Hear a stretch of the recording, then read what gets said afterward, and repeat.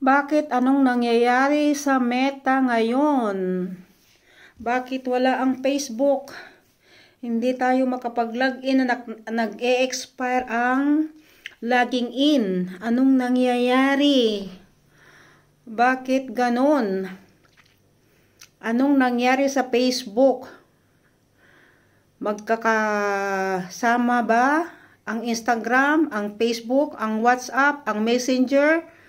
Di ba po lahat kay Meta po yan? Ano po ang nangyayari ngayon? Bakit hindi makapag-login at nag-e-expire ang logging in? Nag-e-expire ang Facebook? Nag-e-expire nga ba ang Facebook? Nag-e-expire nga ba ang session ng Facebook?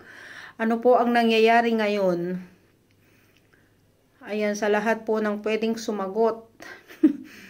Ang Facebook ay iba sa YouTube. Pero bakit hindi na makasagot ang Facebook ay hindi na makapag-login? Bakit nag-expire ang session ng logging in sa Facebook? Anong nangyari? Bakit ganon? Ano ang nangyari sa buhay sa Facebook? Ayan, sa lahat po na makakasagot, maraming salamat po.